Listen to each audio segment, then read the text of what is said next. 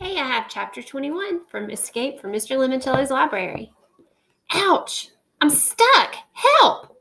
Haley Daly's cries sailed up the staircase as Kyle led the charge down the steps into the stacks. So, what exactly are the stacks? Asked Akemi, 3 steps behind Kyle. It's where the library stores its collection of research material, said Sierra, who was 2 stairs behind Akemi. The 3 of them reached the basement.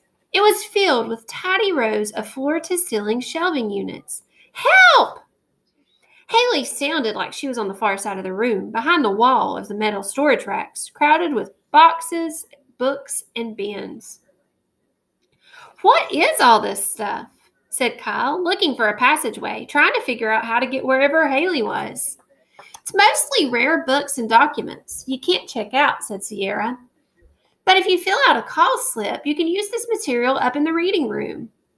With a whir and whoosh of its electric motor, a shiny robot, the color of the stormtroopers in Star Wars, scooted across an intersection between bookshelves. It moved on tank treads and had what looked like a shopping cart attached to its front. Let's follow that robot, said Kyle. It might know the fastest way to reach Haley. The trio dashed up a narrow pathway to where they saw the robot extending its quadruple-jointed mechanical arm to pluck a flat metal box out of a slide-in compartment. The box had been stored in a section of shelving with a flashing LCD that read, Magazines and Periodicals, 1930s. Someone upstairs wants an old magazine? Said Akemi.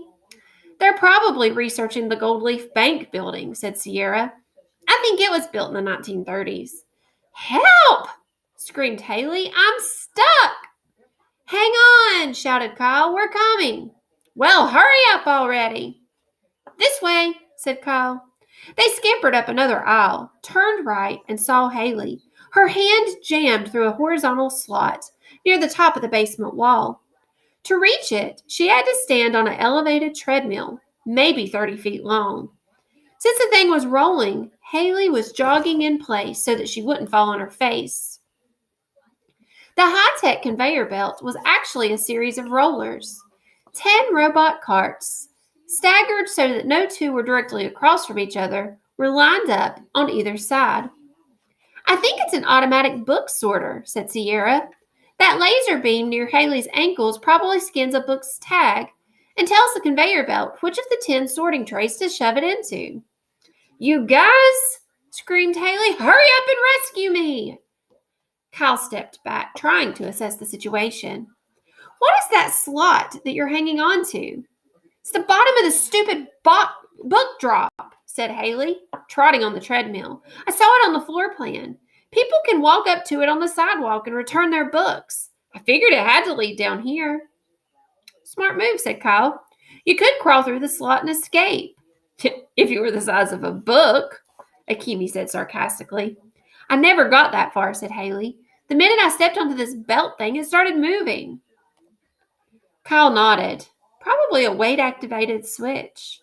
A book falls in, said Akemi, and the sorter starts up. Clever, said Kyle. Plus, it gives our game its first booby trap. Well, the game is no fun if you're the booby stuck in the trap.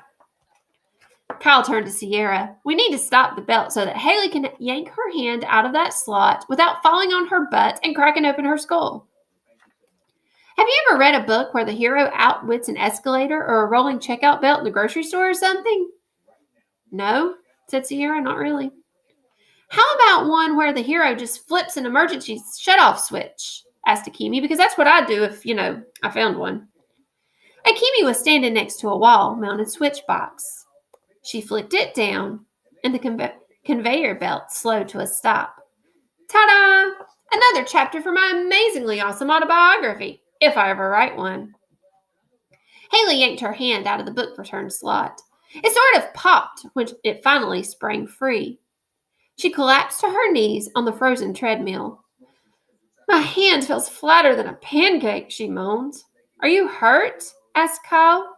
Maybe we should tell the security guys that... What? Did I have a boo-boo and need to go home? Forget it, Kyle Keeley. You're not going to beat me that easily. I'm not trying to. Haley showed him the palm of her hand. Save it, Keeley. She crawled off the conveyor belt. One way or another, I'm going to win this game. I just hope starring in Mr. Lemoncello's commercials earns me some decent money. She hobbled around the bookshelves towards the staircase up to the reading room. When she was gone, Akemi raised her hand. Question? Yeah, said Kyle. How come the guys inside the control room didn't flip a switch to shut down the book sorter when they saw that Haley was doing the cardio cha-cha-cha on it? Kyle shrugged. Maybe they weren't watching. Actually, said Sierra, pointing to a square tile on the floor near the book sorter. I think they were. Kyle looked down. The tile was glowing like one of the tablet computer screens upstairs in the rotunda. Kyle read the words zipping across the illuminated square. Congratulations, he read out loud. For helping Haley and being a sport, you've earned much more than a good report. The tile popped open. Inside a small compartment was a rolled up tube of paper with a yellow card clipped to its end. Huh, said Akemi. I guess someone was watching. Kyle pulled the yellow card off the paper tube. It smelled like lemons. What does it say? Asked Sierra. Kyle flipped the card over so Sierra and Akemi could see what was printed on it. Super duper bonus clue.